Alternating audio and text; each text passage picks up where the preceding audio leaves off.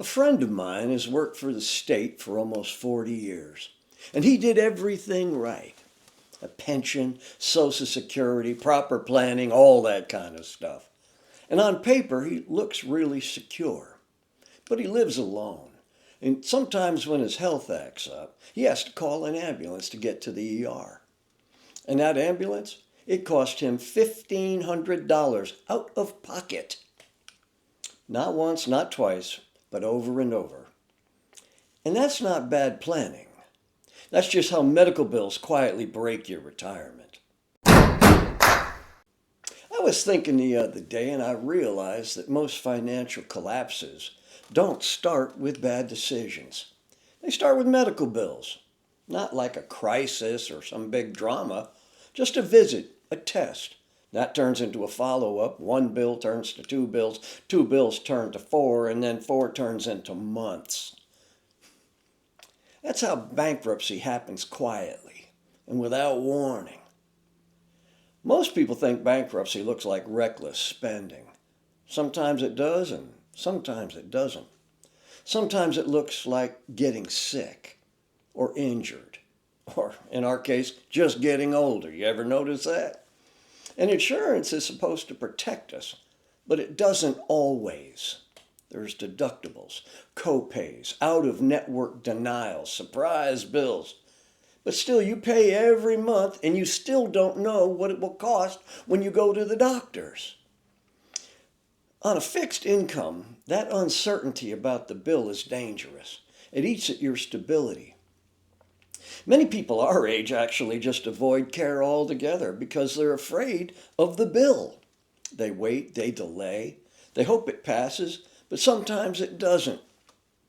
And this is why medical bills are a lot like a silent bankruptcy. Well, here's a piece of advice today. Try this, see if it helps you. When you're talking with your doctor's office before your appointment, ask if there's a cash price, because the cash price before insurance is usually a whole lot less. I know it sounds backwards, but it's true. It's often much, much lower. Cash prices cut out the games, the middleman, the markup.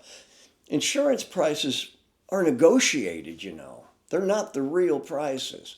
And the cash prices are usually what the doctor's office expects to receive from the insurance company after all the hoopla. And I know this won't work every time, and I don't know if it'll work for your case. But the potential exists. And asking costs you nothing.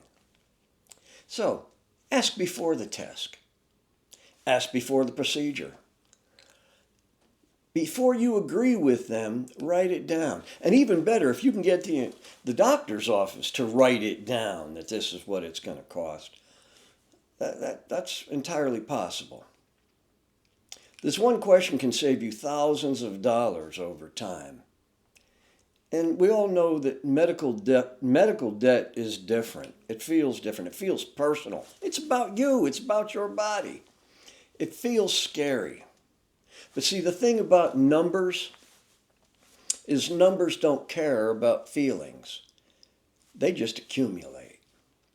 The goal isn't to avoid care. It's to reduce surprises. And clarity is your protection against surprises. Asking is power, but silence can be costly. I'm George, and this is BoomerBust Retirement Realities. Stay well. Stay safe. Take a long way home. And hit a happy hour after you leave the doctor's office. See you soon. Boomer out.